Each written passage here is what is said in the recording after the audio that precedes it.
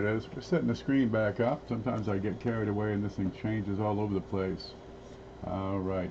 Hey, we're going to talk about what is it that makes coins valuable. Let's see. I got to get this thing going.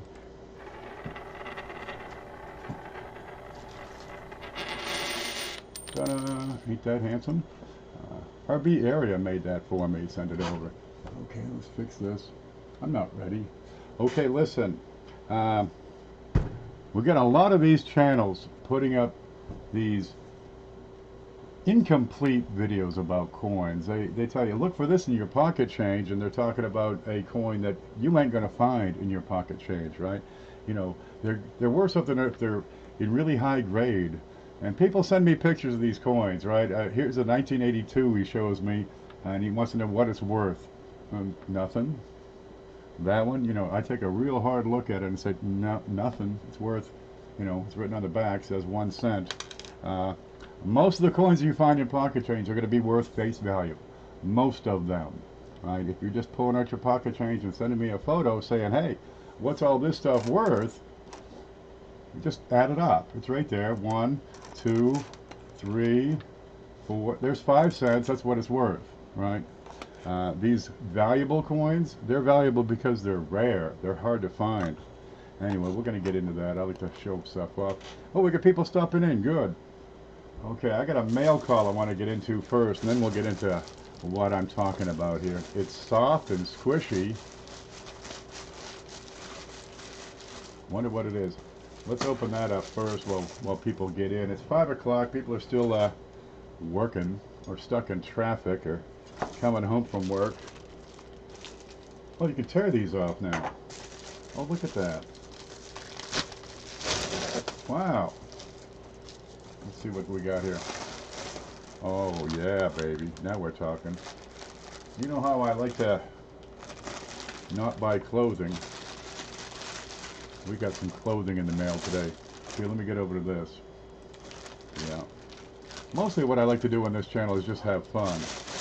There's Nerd Analyst. How are you? How do you open this?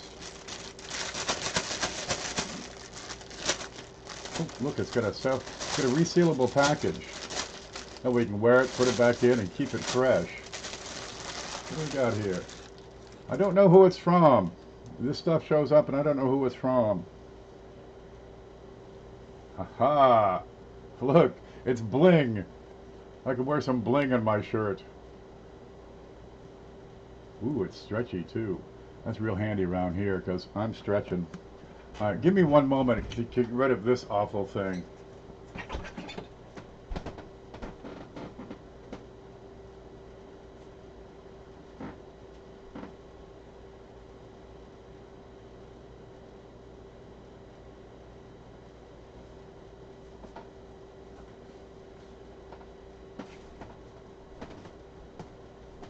Oh man, that is a sexy shirt right there. Ooh, you can't quite see the whole thing. I'll have to lean back a little so look at that. Show me the money. Yeah. All right, let's put my top of my head in. That's an odd looking shirt. Huh. Is that a chest? Is that chest hair? Oh man.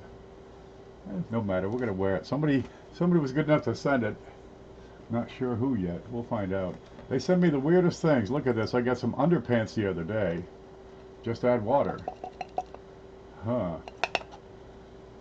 Sometimes I have no response for what they send me. Clothes on can. I look like Coin Dragon with all. It's the bling. That's what does it. Okay, let's get to it here. We got home. Yep. Okay.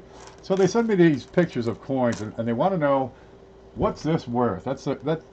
Good Lord, so many people. All they want to know is, what is this coin worth? Well, you know, it's worth at least a penny. Right? Sometimes I want to know, is this worth saving? Well, what would qualify for it to be worth saving? Okay, we got a little slideshow. Let's go over here. I had it here. Value, this it? There it is. Okay, so you got some coins. Here they are. Here's a bunch of pennies here. Some of these might actually have a little more value than face value. Depending on how old it is, the date that's on there, some of these coins can be pretty rare. Okay, I get a little arrow here I'm going to pull up. All right, so we're looking at factors that add the value to these coins. What are you looking for in pocket change? You're looking for coins that have these characteristics, or any one of them, right? The first one is it's rare. Huh, how do you tell if it's rare? All right, we'll have to get into each one of these. Then you got to have, oh, the condition matters, right? I got 2 pennies here. One's nice and shiny. Wait, let's see if I can get in here. One's nice and shiny. The other one's kind of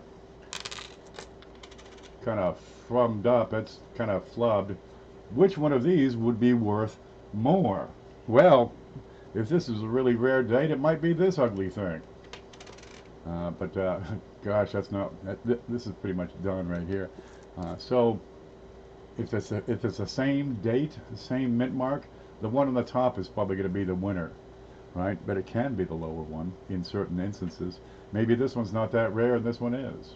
So condition matters. If you have a combination of rarity and condition, a really high grade, right?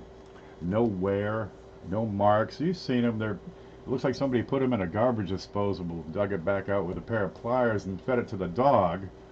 Yeah, and then it landed in the parking lot and got driven over for 6 months. Those kinds of coins, it's very poor condition. But when they're nice and shiny, looks like brand spanking new, not a mark on it. That's pretty high condition. Now, what are we talking about for not a mark on it? Let me give you this. Here, we got the scope going on here. I'm not ready. Let me pull up this one we just had over here on the right side there. Okay, we're almost there. Okay. You look at these things under a microscope. People look at these like they're gemstones, because for those very high grades, that's when these little marks start mattering. Where's my toothpicks? Okay, I'm not ready. Okay, what you got? What you got going on with this coin? You saw it before. It was looking pretty good. Here's the home. It's, nope, that one. There, we got this coin. It was the one that was right down here just a moment ago. It's got great luster, looks pretty darn shiny, almost brand new. It's a 1957, huh? Have you got a 1957 that looks like this? Chances are you have one that looks more like that. You know, over time, copper will tone and take on a brown, especially when you finger it up and stuff. This is why we tell you don't put your fingers on it. You're taking away the value of the coin that way. So we're going to put this under the scope. I got the scope right over here. And let's have a close-up look. All right. Really high-grade coins, you're going to see they've got the natural luster, but they should, ideally, not have a single mark on there. Right here, right beside the A in America, that's what we call a contact mark. If I were to take a bunch of pennies here and put them in a bag or put them in my pocket or throw them in a coffee jar, one coin will hit the next and then fall on the floor, right? This is a contact mark. And you've got some heavy coins in your change, quarters, half dollars, sometimes those big dollar coins, especially back in the day. And when you drop one coin onto another, you can leave a mark. Yeah, no fooling. People don't want the marks. They want the best coin out there, right? Has the perfect color all the way across. No blemishes, no discoloration, no little spots. Just when you see some spots, there's one above the E, right? On the front of it, you got, oh, look at that spot. That's just awful. Oh my God. But a lot of people don't have them as nice as this. But when you get into the big dollar coins, the ones that are worth $16,000, and you should look for in your pocket change, you'll have to have them. They don't have a single mark on them. Look at his chin. You can see that from a mile away. That's a contact mark. You've got another one here on his jaw. You've got one on his bow tie here. Here's one above the date. The marks all over this thing. I got all kinds of coins here. Let's pull up another one that's kind of neat. That'll have very, very few marks. Hey, one of these might work. Let me get into this roll just a bit. Because color, all those marks. Here's another coin. Pretty darn good. Oh, geez, it's got a big black spot on it. They call them carbon spots. But there's not much for contact marks. All right, well, which one's better? I'd say the one on the right probably looks a whole lot better. Let's look for a different one that's even better than that one. How about this one? Oh, a little smaller spot. Okay, you got a big spot here. You got a smaller spot here. Grade is everything when you get into these things. And if you have a coin that has no blemishes, none, nothing on the rim. Let's see here. Look at this right there, right above the "we." It was probably dragged across the countertop a few times. Here's a spot kind of dented the rim up just a bit. Right? Here's a little spot over here. You know, it's kind of shiny right there. It got dinged. It got scuffed. It got dragged across the surface. It was in contact with another coin in a fashion that created a little mark on that. Okay? That's what we're talking about. You need a coin that has 0 blemishes. I've got some here. This will be a coin with almost no blemish. Let me tap that out. This is a dime. What's that one? That's at 57. That's yucky. Okay, here's a neat one. Okay, this one happens to be a proof. It's a 1977 S. We can see the date there. Proof. It's a Roosevelt dime. Let's look for those contact marks we talked about, right? Where another coin impacts that. You got no contact marks here. Now proof is a different finish than these these other business strikes like you have over here. They tend to be kept in better storage, in better condition. They hold their luster, they hold their shape. They don't get circulated. They're not tossed in a coffee can with other coins. This is an example of a coin that has no contact marks. Get a coin out of your pocket change. Pick out the best darn one you can find. All right. I got some. I got a roll of 74s here. Let me clean up my desk because a piece of stuff gets everywhere. Okay, I got a roll of 1974s. Let me show you this. Here's home. 1974, brand spanking new. Shove these off to the side. Let's take a couple of these out. This is what you call an uncirculated roll. Now, if you want to find the best grades, well, uncirculated rolls, mint sets, proof sets, that's probably the place to turn to, because if it's out of circulation, it's probably going to have marks all over it. And we're going to pick it up by the edges, because I don't want to get my fingerprints on the coin. So I'm going to pick it up by the edges. Always hold your coins by the edges. Now, you can go with gloves if you like. You tend to drop them more, and that's the last thing you want to do is drop it, hit another coin, or drop, you know, like a hammer on your coin. Let's put that under the scope here and have a look at that. What do we have for contact marks on this one? Not a whole lot. So you got a better condition, a better grade here, but you do have some marks. Now, when they're made, you got to follow the process of making the coins. You know, they jam them together in the press, put the design on there, and spit it out into a hopper. Lands, then 17 more coins land on top. So really, it's hard to get circulated coins that have no marks. The fewer the marks, the better. Let's have a look around here. Oh, these big areas are sometimes a good spot to look. You got a little mark right here, pretty small. You got a few minor blemishes and discolorations. Here's a spot, right? Oh, look, that's awful, right there on his cheek. Let's try a different one. How about this one? This one looks pretty. Okay, we got wonderful color. Oh, big spot on his chin.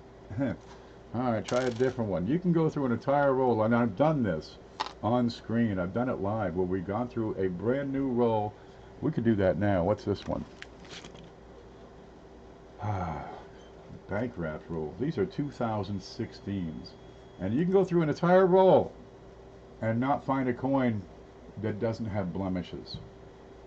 And these blemishes, they don't have to be much. A little mark on his chin, and it's not that great. Those really valuable coins, those top dollar coins that you see people talking about, look for this in your pocket change. It's worth $2,000. This one sold at Heritage Auction for $2,000, and it's MS67. Probably the highest grade out there.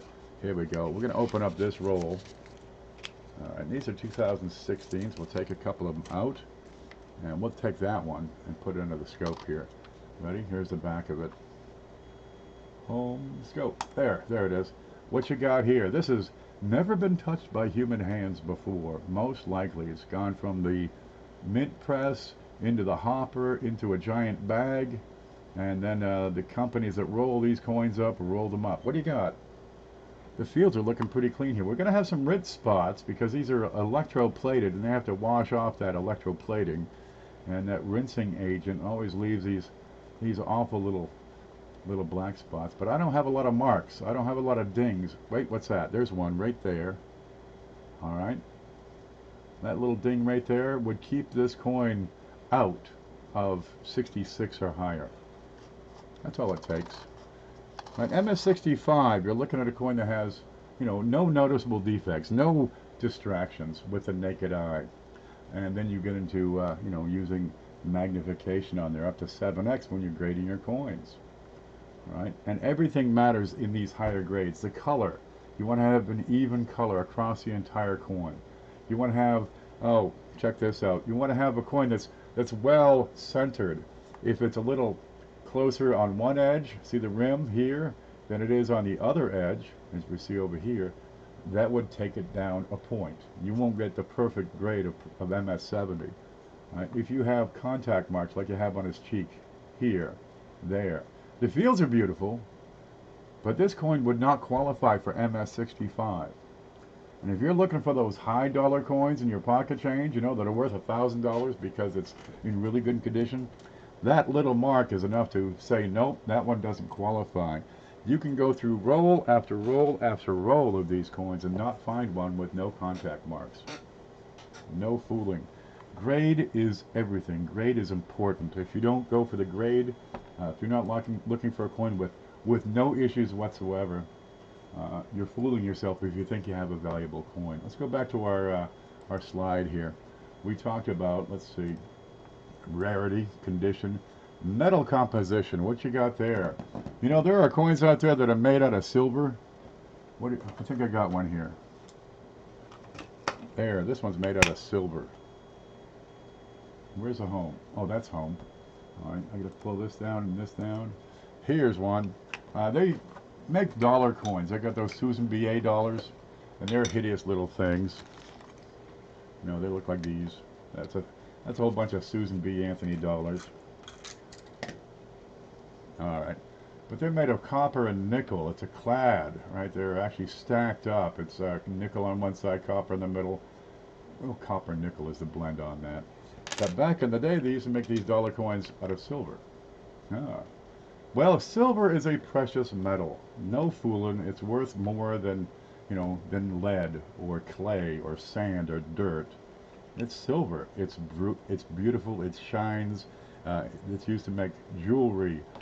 It has antiseptic properties of all things. It's a great conductor. It has wonderful industrial uses, especially when you get into higher-end electronics. Same with gold, right? There are gold coins out there. Probably not in circulation.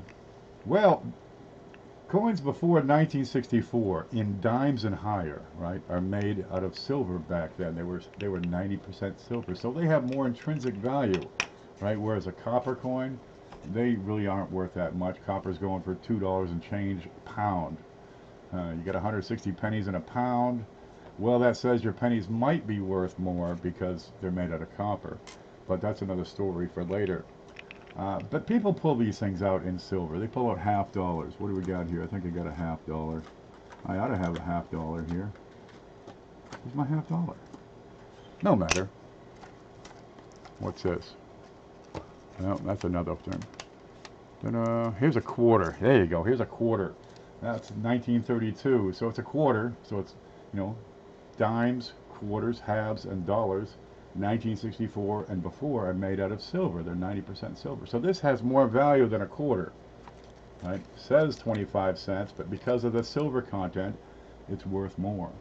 So, well, if you're going to hunt pocket change, go through looking for those silver coins. Bill J was just on. He goes through a box of $50 every single day. Sometimes he finds some silver in there. There's 40%, there's 90%. A little bit. Oh, there it goes. Get up here.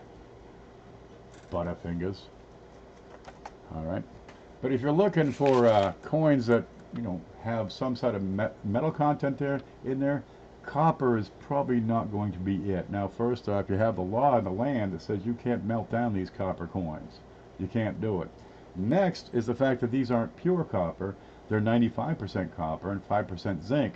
And after 1982, see that 1982, they started doing them in zinc. So they're zinc plated with copper. These aren't even copper pennies. The older ones, before 1982, yeah, they're 95% copper. But the cost of separating the copper from that 5% of zinc so you get pure copper exceeds the value of the darn metal anyway. That's why they're not taking these things and melting them down. It will probably be well past your lifetime before you can get money for copper coins just because of their metal content. Let's keep on going. Let's go back to that value slide here. And I had an arrow. Okay, metal composition, yeah, that makes a difference. Silver, good. Copper, it's never going to happen in our lifetime, okay? If you're saving copper pennies because you think that maybe they'll be worth more in the future, you're clinging to a false hope, honestly. It's not going to happen. The law is not going to change. Even if it did, it's not a recyclable coin. It's not easy to get the copper separated from the zinc. So just give up on the copper idea. People are always asking, should I save these copper before 1982? No. Now, if you go to my blog, let's see, where's the screen? Here's the screen. That's what I'm looking at. Nope, that's behind the scenes. There you go. You're going to find an article I wrote, 2 years ago? 2 years and change ago. It's a case against saving copper cents, where I explain what these copper coins are worth. And hopefully the link to this blog is going to be down below, but I can copy that and paste that over in chat. And that'll get you, there you go. That's the article I'm referring to.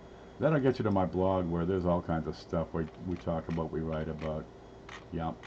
It's not going to happen. Give up on the idea of copper coins being worthwhile to save or worth saving just because of their copper content. Alright, let's go home. And I need the arrow back. Oh, I do have the arrow. Come up, there. So even if you had some of these copper coins, these copper pennies, that are in great condition, that's really not going to be enough to make it, you know, a valuable coin, unless it is the highest of conditions. We can get into that if you want to look at PCGS. They have coins that are certified by PCGS. There you go. You're going to see them in a slab, right? PCGS is going to assign them a grade. They're going to examine them, and their experienced professionals will assign that coin a grade. And if it's not perhaps the highest grade of all for these common coins, these modern coins, chances are it's not going to bring much. Let me pull up PCGS here real quick. I'm going to take you over to the screen. Here you go. This is PCGS's website, pcgs.com. Now, if you go to my blog, you'll find key information websites in which this will be listed. But I'm going to come down here and look at modern Lincoln cents. Okay, and pick a date. How about 1995? Well, okay, yeah, let's do 1995. Let's go up a page here. 1995, a regular nice shiny red one. Are those worth saving even at top grades? Let's have a look here.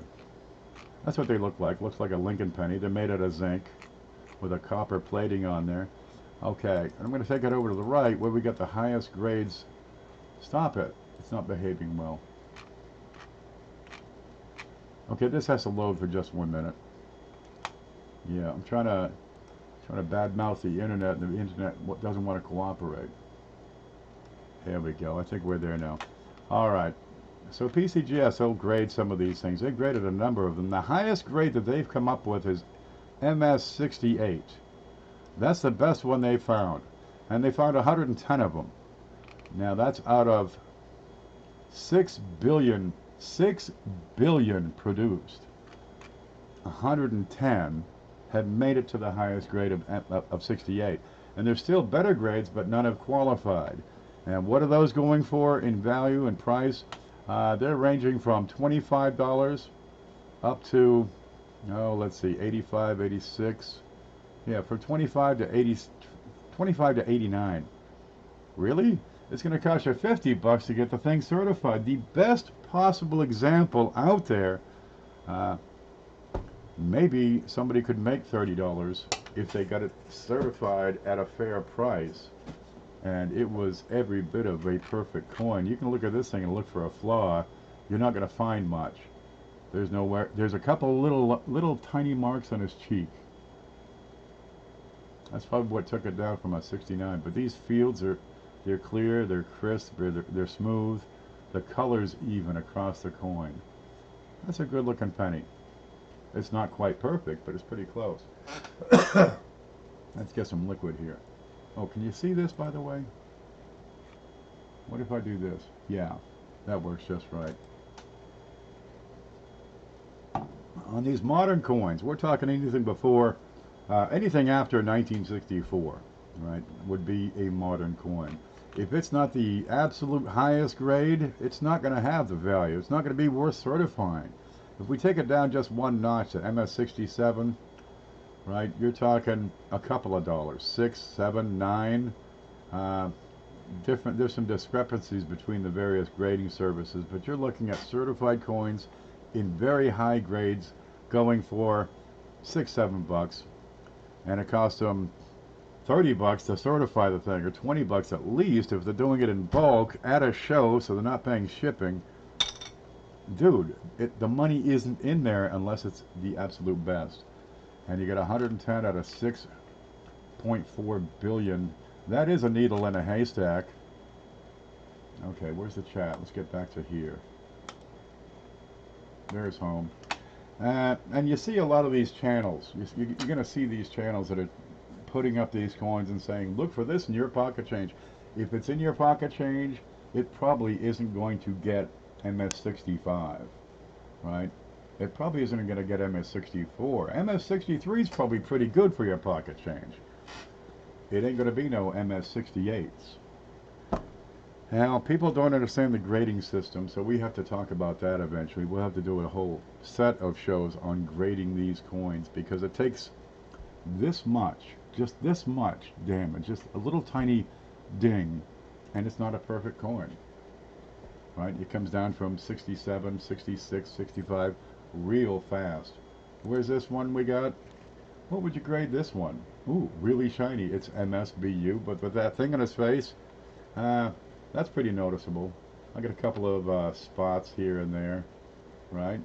Here's a little mark on his arm if I get the light right. Let's look at the back on that, because you got to grade both sides. One side's perfect, the other side has, you know, like a donut hole in the middle of it. That coin ain't gonna have a grade. What you got here? Looks pretty good. Oh, there's another blemish right here. These little blemishes keep it out of high end. This coin might get 65. I'm thinking probably an MS64. Here's another good size mark right there. This is an MS64 coin. No better. And that's right out of that fresh roll. We open it up right here, and that coin is MS64. It's worth a penny. It's at a, what was the date there? 2016. They made, you know, a gazillion of the darn things, so it's not rare. It's not rare. It's in pretty good condition, but it's not up here. It's copper. This coin has very little value. What else could give it value? There are things out there that usually don't make it into pocket change. There's some special strikes out there. They're made in mint sets. They're put into proof sets. You'll find some interesting things being put out from the mint. Where'd that dime go? I just had a dime here. Did I put it away? What's wrong with me? Really? What's this?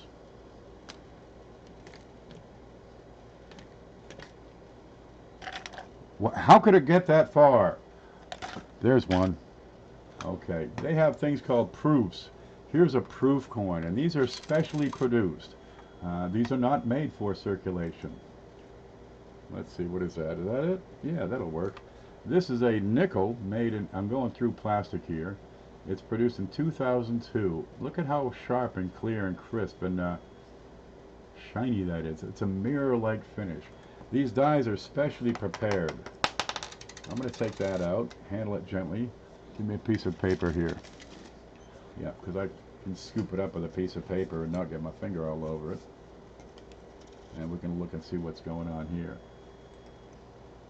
Oh, drop that down. Let's see. F3, value. There, this is a proof. You can see that's a lot different from your run-of-the-mill business strike nickels, which look like, you know,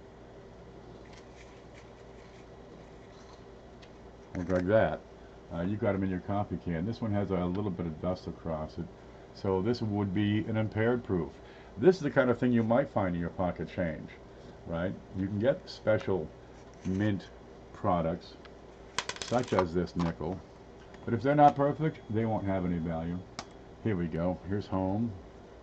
There we go. We got spots.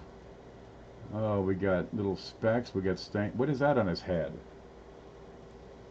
What is that? I don't know what that is. Some kind of crud. Ah, this one's got problems. But I can show you the mirror-like finish and the frosty devices. If this wasn't screwed up, it might have some value. Say $1, right? Let's look at the back. Again, these mirror-like finishes, they'll blind you. You get the light right, they just wonderful strikes. They use extra attention on the dies. They strike the coins with more force. They polish the dies. They finish the surfaces with like a sandblasting. But nowadays they do it with a laser, and actually, you know, give these devices a surface, which is different from the fields. And they use a laser to do it. It's wonderful. All right, this would be a special finish. There are satin coins out there, and they're produced from mint sets. You probably will only find them in mint sets, but every now and then one gets out into circulation, and they have a distinct appearance to them. Where'd that coin I had go? I had one with a kind of a satiny finish here. Let me see if I can show you this. Is it in there? No. Oh, where's that? There's so much stuff on this desk, I don't know where to turn. What's in here? Here we go. Here's a coin with a satin finish. And we can show the fields on this. See how it does not reflect the light? I can bend that in any different direction. It won't bounce it back into your face. Whereas the regular business strikes do tend to reflect the light pretty well. This is a satin finish. Then you have reverse proofs, which are like the proofs, except the devices are shiny, and the fields are satiny. Have that frosty finish. Okay. You have to identify those, and chances are they're not in pocket change. And sometimes they're worth a bit more. Okay, there's home. Back to the value slide. How do I make this pop up when I want?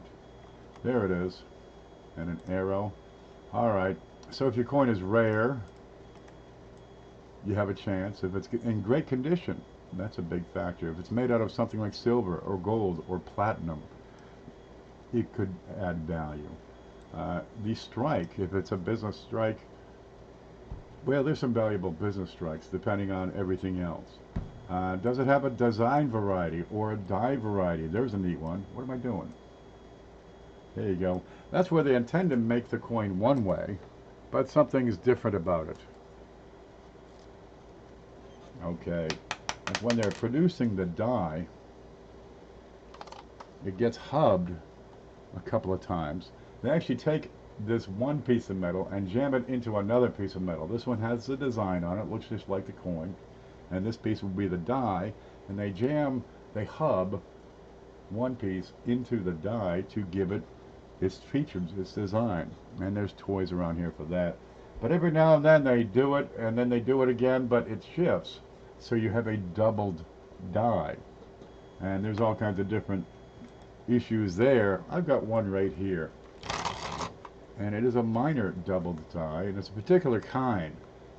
On this one, they hubbed the die, took the die, put it in an oven, right, to anneal it, to soften it back up, took it back out. But metal, when it's heated, grows, and when it cools, it shrinks. You'll see in the wintertime, look at your power lines. They don't sag as much as they do in the summer. In the summer they sag way down. Okay, so here I've got doubling, if you look at it, especially on the L, how it looks like a hockey stick. And I've probably got another one here I can show you as an example of the normal design. There you go. See how the L, the upper part is about the same thickness as the lower part? Whereas over here, it's distended, it's distorted. And you got that on several of these letters. This is a double die. It's not in great shape. It's a fairly common year. What's the date on that? Well, let's see. It's a 1934 D. Oh, good. I've been needing this. I got to send this to CJ. Okay. Well, there, 1934. It's a little more rare. It's not particularly common. They did make millions of the darn things, but a double die adds value. How much? Well, not a whole lot in this particular condition. Right? Remember how I showed you the condition matters? Let me put that 2016 right beside it. How's the condition of that double die? That's the one on top. It's brown, it's circulated, it's got a lot of wear, got a lot of contact marks. It's probably good for a couple of bucks. Yeah, that's what the condition does to it. It takes away the value rapidly. Okay, so there's a neat one. There are design varieties. There's one, there's a dime out there, right? It has the regular head on Roosevelt, but on the back it used the proof reverse design, because the proof reverse had these little extra details. Give me a dime. Has extra details on the flame. I've got a dime here, and it has these two deep cut grooves. There it is. You see them right there, those two deep grooves. Well, up through 1970, the regular business strike did not have those grooves. But you can find 1969D, 1970, and 1970Ds with this design on the back. And that's a transitional design. Later they added it, but they weren't supposed to be used that year. They used the proof dies before they had been finished and polished and made super fancy. They used the proof die accidentally to make those business strikes. So that would be a design variety. Another one would be, the wide AM on the Lincoln Sense, where in 1998, 99, and 2000, again, they used the proof die to strike a business strike, and it has a wider space between the A and the M in America. And they're good for a few bucks, right? Top grades, you might be looking at $10, $20, $30 even. Ooh, and you can find it, but are you going to find top grades in your pocket change when your pocket change looks like this? No, you'll get them and they're good for $5. You know, you can actually sell them for a few dollars. It's a lot of hunting to get there, but you can find them on occasion. Copper Miner says, I can't get past that cool and hip hop shirt. I don't know who sent that, man. Look at this, it's got some bling on it. Woohoo! Yeah, I'm gonna fold that up so I can look really freaking groovy. Dude, I tell people to stay groovy, and this is what happens. This is how you stay groovy. Wear some bling. And it's spandex. Dude, my girl could wear these. My grandmother could wear these because there's plenty of room with the belly for her boobs. You know? Does this look like your grandmother? I can't show you the whole thing. This is a family channel. We're trying to make it a family channel, but I swear so much it's hard. Yep. Okay. Then you have things like errors. Haha, what's an error? All the time I see this where people say, is this an error? And they're not referring to an error. An error and a variety, these are two different and distinct terms that mean totally different things. Okay? One would be the color of the paint job on a truck. That would be the variety. Right? An error is they made the truck and it's got no engine. All right? They're distinct and separate. They're not interchangeable terms. I see this so often, I stop responding to it, really. They say, is this an error? No. But it might be a variety. Check that. It's distinct and different. Now, an error is something that occurs during the process of minting. It has nothing to do with the design, right?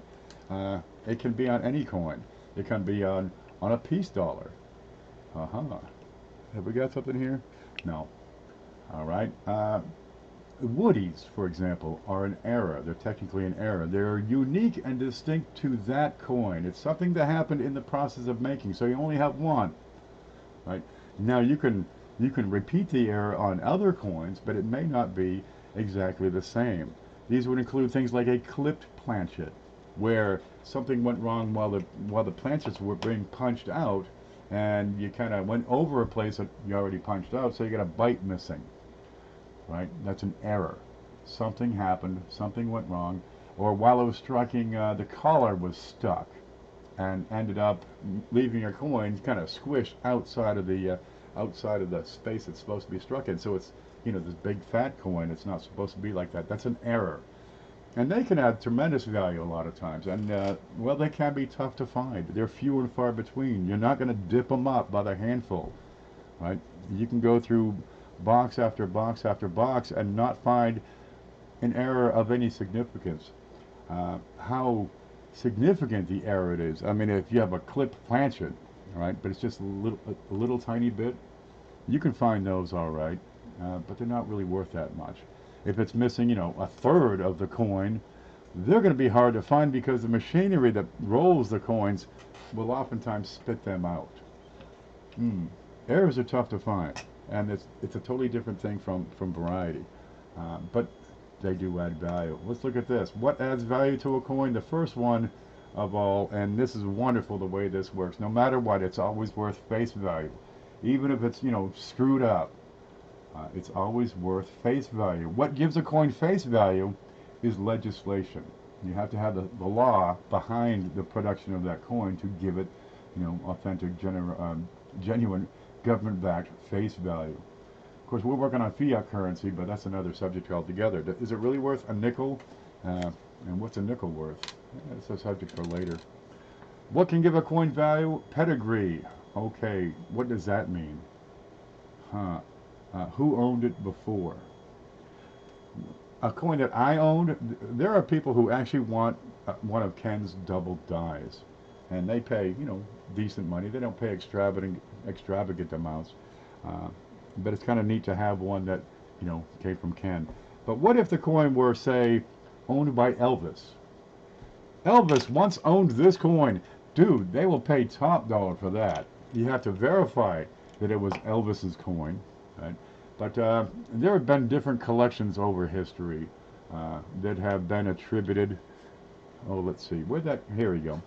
And you'll see it sometimes on some slabs. It'll be the Omaha Hoard or somebody's collection. And it'll be actually listed there. And that's a pedigree. Who owned it before? Where did that coin pass? Through whose hands did they pass? I mean, if you have a coin and it's verified that Abe Lincoln himself used it and threw it into a pond to make a wish, that coin would have some value. But pedigrees are kind of tricky. There are not a lot of coins that have a pedigree. But if you got one, you probably have something. The last value is emotional value. This coin is worth more to me because my grandfather gave it to me just before he died. Okay. This pen is worth more to me because my grandfather gave it to me just before he died. I can't put a monetary value on emotional value. That one's specific, but it can make a coin impossible to trade. You can't buy it at any price. Try that one out. So what we're going to be concerned with when we're going through the pocket change are going to be the top ones. We're looking for coins that are rare, coins that are in high condition. Maybe you're looking for silver in particular. That's okay. Beyond that, this is where the knowledge comes in. You have to study and learn and understand and find out what you're looking for to discover and identify those special strikes, die varieties, design varieties, and errors. And if you can get those, baby, you can take that box of quarters, that box of nickels, that box of pennies, and you can make $10 or $20 or $30 on them. But you're not going to do it every time. I've been skunked. It's a rare thing to get skunked. But I usually find something that's kind of handy to have. Let's go back up to the top. We're going to talk about rarity. Okay, let me open up a web page here because I'm going to need that. There we go. Is this it? Yeah, that's it. Let me pull over here. All right, I'm going to take you to the coin collector checklist. Let's see if we can make that work. Here's a screen. Can we see it? Da-da-da. There, and I put this up many times before. It should be, it might be in the link below. It's surely on the blog, which you're going to find at the 1 Million Pennies Project, right? You go over there, you look down here for key information websites or in the files, and that will take you to the coin collector checklist. And in here, we got not every series, but most of them. Pretty good accurate data on the mintage. How many were made, right? In 1995, they made 6.4 million of these pennies. There you go, 6.4 million. Let me see if you can see what I can see. Yep, there it is. Okay, so they're not really rare. What happened there? There it is. They're not really rare. You got some proof issues. 2.7 million, 3.2 million. Okay, that starts to be kind of low in rarity and low in production. Really, you got to go back before they took the silver out in 1964. Then maybe you want to go before World War II, because in the 50s they're still putting out 1 billion coins, 500 million coins. Okay, before World War II, okay, now it's 50 million coins. Some of these early proofs, you're talking tens, 13, 15,000. And it really doesn't matter how many they made. What matters more is how many survive. Let me come back up to the top here and show you this. We've got a surviving population as well as the mintage. And I'm going to drag this down. So there, we keep that heading right where it needs to be. Some of these coins, geez, they made 887 million pennies in 1941 in Philadelphia. And of those, perhaps 10% survive to this day. They've been lost. You go fishing, you fall out of the boat, your pennies fall out of your pocket, they flow down, they're gone. They're lost forever. You clean off your desk, it falls into the trash, it's lost forever. You take a penny, you throw it in the pond to make a wish, it is lost forever. And at this point, 1941, 60, 70, 80 years ago, perhaps only 10% of them remain. Pick your reason for destroying these coins. There's plenty of them. Typically, they're gone. They go metal detecting and find these things in churchyards and schoolyards and in people's basements. That's where these things go. And it's not just the regular business strikes. Some of these proofs disappear. They get lost to time. Grandpa passed away in 1960, and the grandchildren didn't know anything about his coins, so they took his proof, 1938, Lincoln penny, and spent it on a soda machine.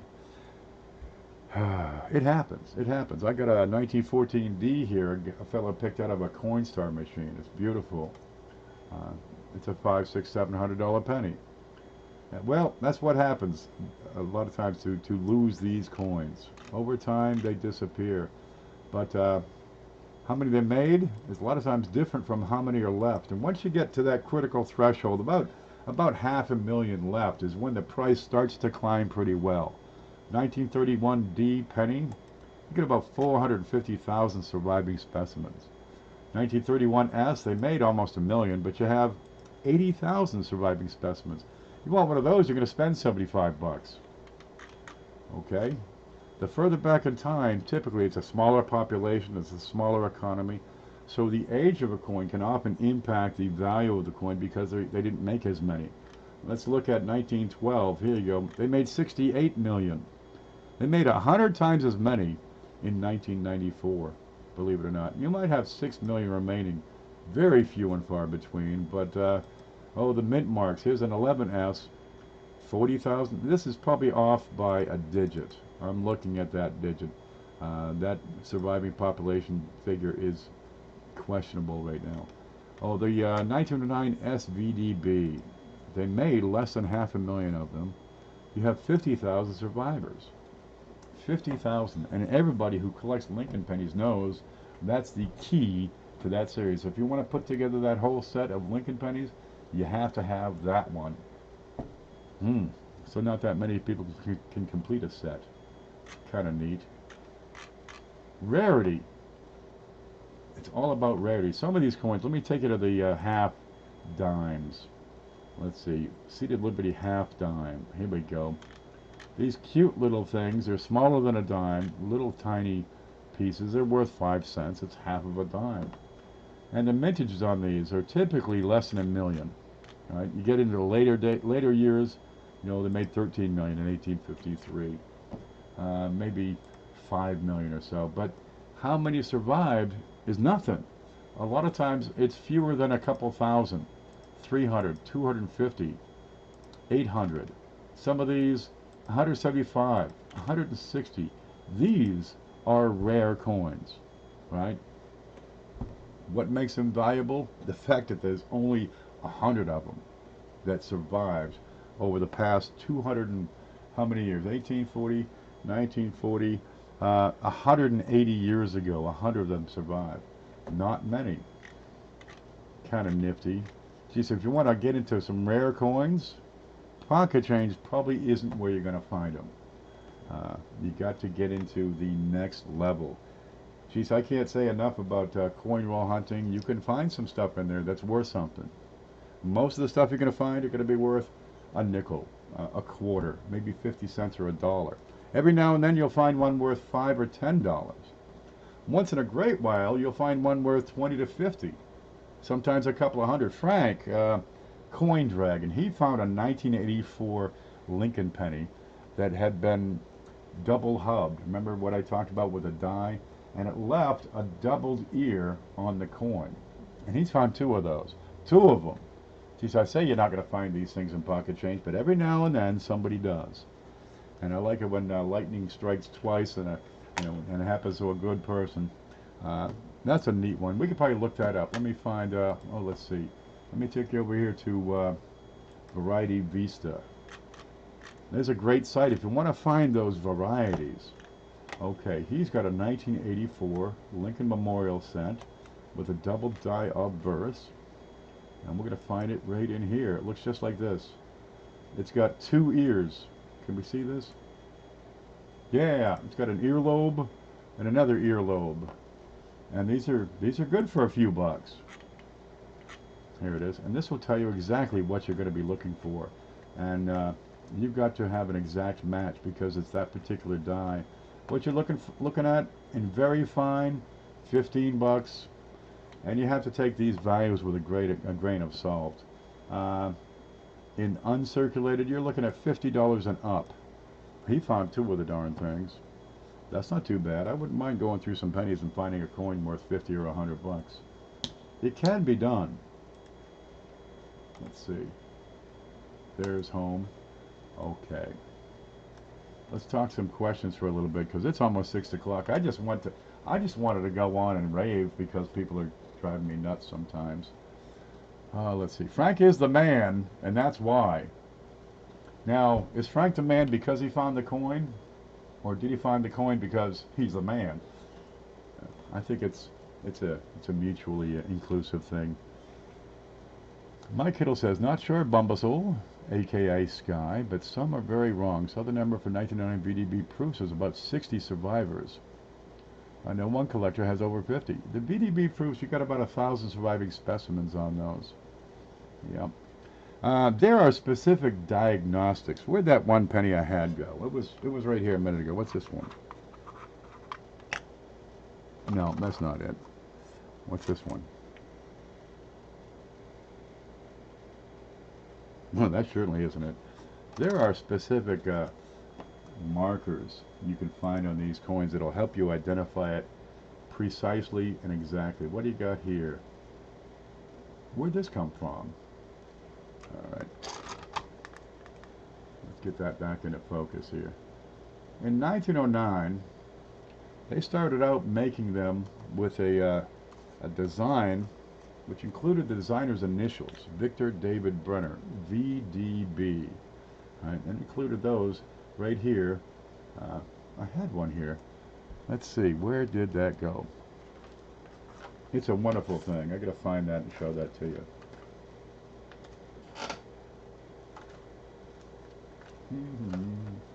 I must have put it somewhere. Here's one. Goody good. Okay, they made them initially with these letters on the back, VDB. You can't miss them. They're unmistakable. All right. They also made some proofs out of these. They also had some where they have an S mint mark. So if you have a 1909 with an S mint mark, it's worth a whole lot more than the 1909S. If you have it and has the 1909S mint mark and the VDB on the back, you get a valuable coin. And well, you got to be able to identify it exactly, because these valuable coins sometimes get counterfeited a lot. So there are markers you look for. Now, Mike Kittle was talking about the 1909 proof. Okay, here we go. Here's a book for you. Yeah, we've been talking about the books lately. This is the work of Kevin Flynn, and I got to go to the big screen. There it is. It's Lincoln Cent Matte Proofs. It's a whole book to show the specific die markers, the specific details you must find on your coin. Must. That's a rule, right? Here's 1910. And let's see. Diagnostics. Let me get this out of the way. And if you don't have these diagnostics on your coin, you don't have that proof. It's not a proof. It's something else. It's a good condition business strike, but it's not. Oop, that's not it. Let's see, how do I do this? One moment. Get rid of the arrow. Get rid of the slide. There it is. This will show you exactly what you're looking for die markers on each date, right? On the 1910, reverse number 2, because they used 2 dies to make these, 1,200 coins for the 1910 proof, right? You're going to have these specific markers. You're going to have this little die chip, little die gouge right here. If you don't have that little die gouge, your coin ain't that matte proof, right? On 1909, you're going to have, let's see, this little striation right here. Are we seeing it? Right here, above the U in trust. And if you don't have it, your coin is not the 1909 matte proof. But if you think it is and it matches up exactly, this will help you verify what you think it is. You have to pay attention to those diagnostics. They are key to identifying your coins. And that whole book is about 6 coins, 7, 8 coins. The 1909 proof is a VDB proof, then 11 through 16 proof. That's it. This book talks about 7 coins. That's how serious people are about these things. But you can identify them, and if you identify it correctly, you can have a valuable coin. Let me catch up on chat. CoinDragon's going to have a 1909S tonight. Yep, I'm going to stop in and visit by 3 hours after he goes to sleep. The only Lincoln Business Strike coin I'm missing is a real 1909 SVDB. I have a copy in my book as a hole filler. Hey man, not that many people, if you got 50,000 surviving specimens, not that many people will have a complete set of Lincolns. And when you have a complete set, it's a beautiful thing. You're going to find my example. Well, I've since sold it. Let's see. Here's the screen. There, up on the top of my blog is the 1909 SVDB that I used to have. Yep, and there are ways to tell that it's for sure an authentic one. There are 4 die pairs that were used to make these 1909 SVDBs, and you've got to have the diagnostics that match up.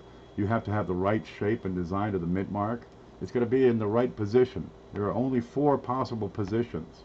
You can have the markers in the back. The VDB has to be shaped exactly right. It will be a type 1 reverse, which has a shallow cut end, right? For this die number 4, there's a little die chip inside the upper corner, inside the B, on the top half of the B. Over in front of this nose is a little die gouge. And you have to match up all of these different markers to verify that your coin is in fact an authentic and genuine 1909 SVDB. Yeah, it's a lot of work. stick with the hobby. It's a deeper subject than is often led on to be. A lot of hype and sensationalizing is going on with some of these videos. You know, look for this in your pocket change. Dude, you're not going to find that in your pocket change. You're going to find this in your pocket change, right? You'll find some shiners in your pocket change. You might, if you go through and examine them closely, and if you pay attention and learn what's going on and how to identify things, you might find something that's worth more. That people say to me, hey man, I got a 1974 penny. Is that worth saving? With the information offered so far, I'd have to say no. Here it is. Is that worth saving? What would it have to be worth saving? Let's look at this one, see if it's worth saving. Where'd that one go? Oh, God, no. I can't even identify that as a penny. Is that worth saving? It's not worth feeding the dog. I can almost identify that as a penny. Coins like this typically have very, very little value. Let's say this one was a 1909 SVDB, right? And I could correctly prove, unequivocally, that it has the correct die markers for that 1909 SVDB. What would that be worth? Would that be worth saving? I'm sure it would. But in this kind of shape, what would normally be, you know, $500, $600, $1,000, $2,000, something like that would be worth 50 or 100 perhaps on a good day. The condition of the coin, when it looks like this, seriously affects the value of that coin and can take it down to almost nothing. I have taken good coins, really decent ones, you know. Let's say something like this, right? And dropped them on the floor and scuffed them and driven over them with my chair and left marks on them. Or I've got cardboard flips, right? And while taking them out of that cardboard flip, I have scratched that coin with that staple. Ooh. And that will take a $50 coin and turn it into a $5 coin instantly. It'll do it more instantly than the making of the underpants. A little bit of damage can take off a huge amount of value. If you want to reduce the value on your coins real fast, clean them. Dude, nothing will kill the value of your coins faster than cleaning them. The first thing you're going to wash off is numismatic value. First thing, it's gone. So what do you have left if you remove the numismatic value? Well, you're looking at, is it still rare? Is the grade good? Because now it's not really gradable. Is it made out of silver? Is it special? Cleaning coins kills value. Please don't clean your coins. If you're new at the hobby, a lot of times the knee-jerk reaction is, if it's shiny, it'll be worth more. And so they scrub them up. They scrub a dub, put the Brillo pad right to it, thinking, I'm gonna be rich. I'm making these coins valuable. No, it's exactly the opposite. What you had was valuable, and what you end up with is junk. Don't clean your coins. I about peed mine watching them open the instant underpants. We're gonna try these on, and we're actually we'll do some modeling. This is one of those things that show up in the in mail. God, dude, they send me stuff. Where's that? They send me stuff. Look, it's got chest hair. They send shirts. Ta-da! Is that stomach hair? Is there hair on the back? There should be. I'll just cut some holes in. That'll work out fine. But you say send me, just watch. It's funny. I'm going to get rid of that slide. There.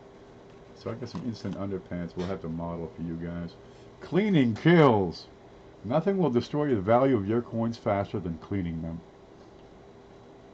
When's the next coin seminar weekend? Oh my God, it's coming up in 2 weeks. Jesus, where has the time gone? We are two weeks out on coin seminar weekend.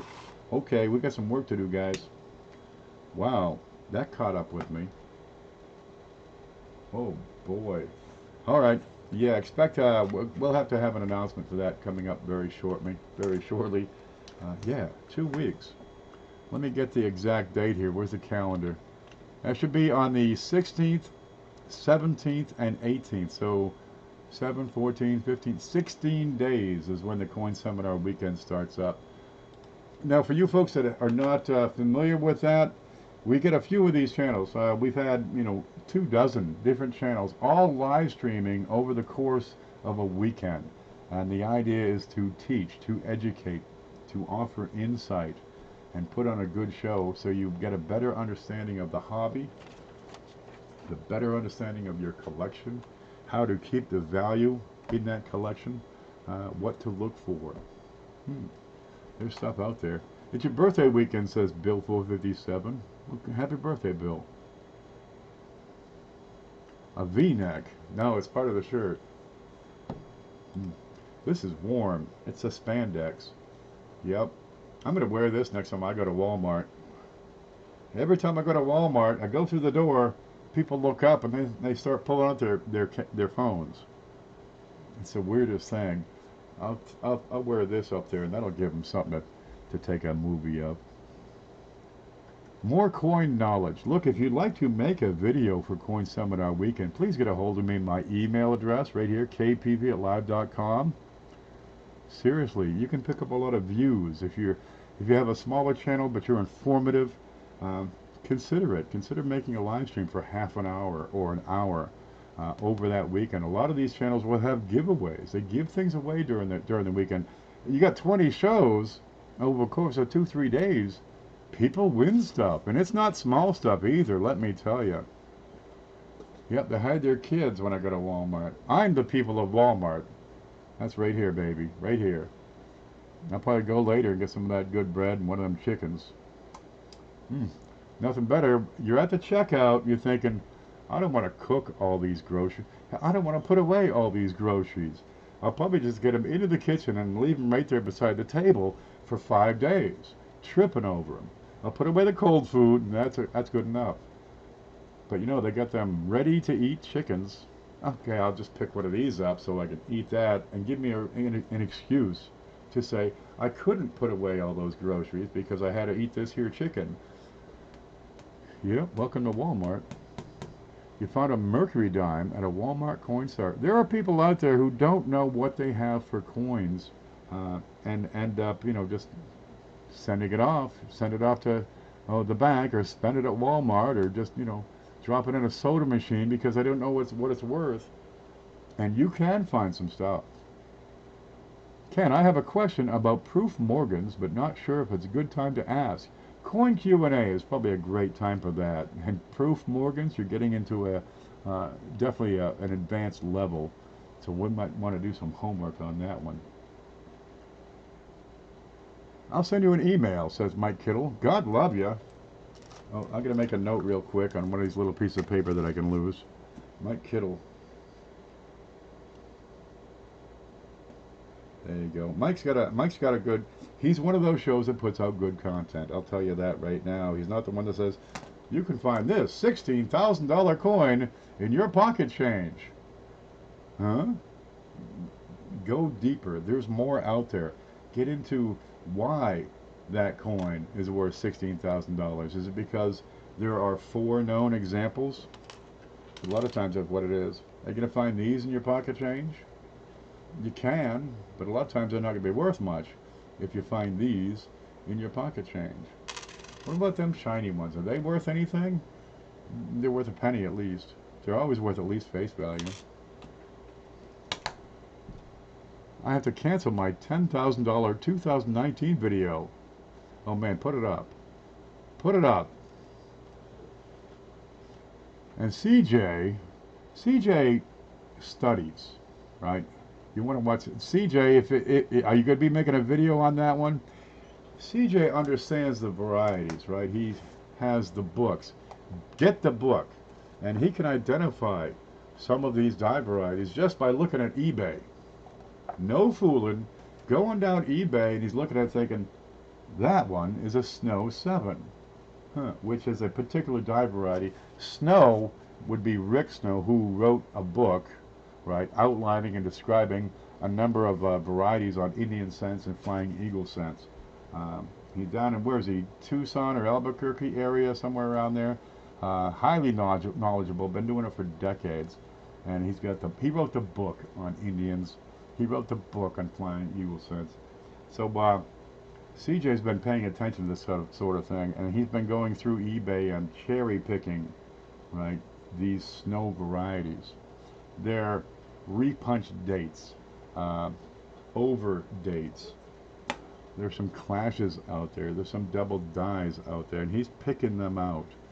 And geez, it's kind of nice when you pay $20, but the information you learned tells you what the coin really is, and it's worth, 150 or 200. People go through these coin rolls looking for valuable coins. Consider this to be practice, right? When you understand how the coins are made, and you understand these dye varieties, you can use that knowledge and go out into the world, go to coin shops and cherry pick what they have. You say, aha, I know what that one is. That's a double dye reverse. Huh. And it's good for 20 bucks in that condition. And you look at the slab and it says, $2. You take that one. That's opportunity. You just got another FEC, says Bill 457. You watch Bill every Saturday. He shows off what he finds out throughout the week. I got the 2019 coin and currency set from the Mint. Have to return it. The dollar bill is crimped under the pack. I just saw a post on the YouTuber group that a fella had some of those. And the dollar bills are getting folded. On dollar bills, that's going to screw up the value. They want them crisp and new and shiny. Well, maybe not shiny, it's paper. But that's what people want, is the best of the best. Conditions everything. We'll do a video about grading. That'd be a good subject for the Coin Seminar weekend. Okay, guys, look, it's 6:15 or so. It's time for me to get back to work. I got things to do, places to go, people to see. There it is. So I hope I learned you up at least something here. There's just so much of this sensationalization. Why the coins are valuable. If you understand why it's valuable, you'll be better able to identify the coins. You'll be better able to say, aha, this one right here, that's rare. That's a rare one because of the date or the mint mark or design, or it's got a pig on it. Can you show the pig? Show me the pig. Show me the pig. I like being a pig. Remember that one? Well, that does not seem to want to focus. No matter. That's a Bermuda penny. It's probably good for a penny. No, wait. That's Bahamas. No, that's Bermuda. Here it is. If you can identify the coins correctly, you can pick out the ones that are worth something. You can pick out the coins that you can sell and make 50 bucks. I don't know about you, but 50 bucks to me is pretty good money. There it is. What you got here? Oh, look. Check this out. This is a Bermuda penny. See, there's Bermuda. You got Queen Elizabeth. There she is. She's seen better days. Okay, it's got a lot of luster. It's got some contact marks. It's been passed around. You figure it made it to Florida all the way from Bermuda. Look at the back here. We got a pig on it. See, back in the day, when you had pirates and guys on ships doing things at sea, which is where guys on ships do things, you couldn't keep livestock on the boat because, come on, it's going to be a mess. Besides, you got all these guys in the boat. They haven't been on land, haven't seen a woman in months. These animals aren't safe. But to give them a place to range, they drop them off on an island because where the hell are they going to go? You can always catch that pig later. All right, so Bermuda, they put a lot of pigs on the island. Now watch this one. I just noticed this a moment ago. You have these things called dye varieties, where something changes, either intentionally or unintentionally, on the coin. I've got a dye crack extending from the rim here all the way to her head. It looks like it might come up into her neck. Let's get closer in on that. That's where the dye is actually breaking apart. And these can be collectible. Is it worth anything? Not a whole lot. Sometimes they are. There it is. Well, I'm keeping that one. I'm keeping that because it's got a pig and because it's got a die crack on it. There you go. But if you get these coins, you don't know what it is, you don't know if it's worth something, here's a general rule to follow. Keep it at least long enough. Where's those little cards? At least long enough to find out what it is on your own, right? Seriously, you got 10,000 people all want to ask me, Ken, is this worth something? I don't have time to go through 10,000 emails and say no, no, no, no, yes, no, no, no. And then the guy that I said yes to comes back and he's going to send 10,000 pictures. Seriously, if you can identify these things and figure out what they're worth on your own, you have an advantage, and it's a useful advantage. It makes you money. It can improve your situation, improve your life. I know a guy, all he does is search 1909 pennies that are certified. That's all he does, is search 1909 certified coins for known die varieties, known double dies, and he finds them. He finds them.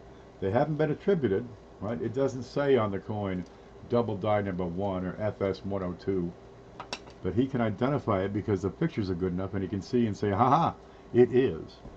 And he buys the coin for $100 and he sells these things for $1,200. That's good money, but he does it several times a year. It's easily enough to pay for a new truck. Raise your hand, how many people would like to have a new car or truck paid for from a hobby? Because that's within your reach. You see these people looking for coins and talking about coins that are worth, $1 million. They're looking for these life-changing coins. They're looking for unicorns. You will have a very hard time finding coins worth millions or tens of thousands. Every once in a while it happens, but not too much money. 10, 20,000. I've seen a couple in the past few years on the various Facebook groups and websites. A couple of them. You're not going to find life-changing coins, but you can find coins that will give you a darn good shot in the arm, and if you stick with it and do it consistently, it can provide a pretty darn comfortable second income source. No fooling, and you can get that darn truck. A lot of people, that truck would be a life-changing event all by itself. But you're looking at coins worth, 100, 200, 500, 1,000. They are out there, but if you don't know what to look for, you're not going to find them. I can guarantee you that right now. What's the date on that Bermuda penny? 1997. Okay, Bermuda, 1997, and I got a die crack in the uppers. There. And I'll put that in my little doodad collection, because I collect these things even if they're not worth something. But if you don't know what it's worth, hold on to it until you can decide for yourself if it's worth keeping. The Mint screwed up big time. Yeah. His coin currency set looks like yours. All right, let me show you what Bill's talking about. Let me go home here. There it is. Go back to the screen.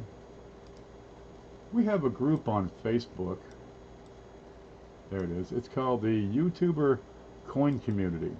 Because these little chats that how we're talking now, people are talking over here in the chat box, they end when the stream ends. So we put together the YouTuber Coin Community so we can keep on talking afterwards, right? We got Rivendell. Here he is. He's the channel of the week, and he's probably the channel for a few weeks because I don't change it that often. And this is what Bill's talking about. It's the coin and currency set. There you go. You have the Sacagawea dollar up here, but the currency, the bill, it's out of place in the mint packaging. He got 3 of these. Yeah, that's a darn shame. Something like this, send it back, because there's no value in that dollar already folded up. And that's fresh from the mint. Okay, well, you can join that group. It's a good group. We also have a Q&A group specifically for the coin Q&A. And that's every Thursday. What day is this, by the way? That'll be tomorrow at 8:30, and it's going to be on CJ's channel. So watch for that. And if you have stuff to send in, oh, by all means, send in pictures. Okay, I'm going to finish up right here and kill that slide. Gosh. Hey, John Wolf, what's it worth? You can find out what it's worth. I've got a video explaining how to tell what your coin is worth. And if you just follow the process of identifying your coin, right, coming up with a kind of accurate grade, because you can grade your coins. There are PCGS has a photo grade site, and you just hold up your coin and compare it to their picture. And if it's as good as what they have, now you know. And you can go to Numis Media and look up the date and look up the grade, and it'll tell you. Oh, let's see, where'd that one go? Here's that penny. All right, that one right there. This is a 1926S. Okay. Let's put that under the scope so you guys can get a better look at it. I'm going to focus. Oh, it's so much work here. Work, work, work. I'm going to be a little too far up. Focus, focus. There it is. All right. Well, it's got some issues. That's the thing. It's got some crud on it. Looking at the grade, it'd probably be very good, possibly fine. Thereabouts, but it's got some crud on it. This is some corrosion down here. These things, these issues, it makes the coin ungradable. So this would not be worth, you know, a regular grade. Over here, it looks like about good. Well, the strikes on the 1926 reverses are well known to be pretty darn weak. Okay, but this has other issues, so this coin would not be gradable. But let's say, just for poops and ha-has, or shits and giggles, let's say that this was a 1926S in fine condition. Alright, let's go over to the screen. There we go, and we can go see PCGS photo grade and look at cents, and I can look at Lincoln cents, and I go down to fine. There you go. Well, very good. This is probably what I see for detail on the coin, but my coin has issues. Right?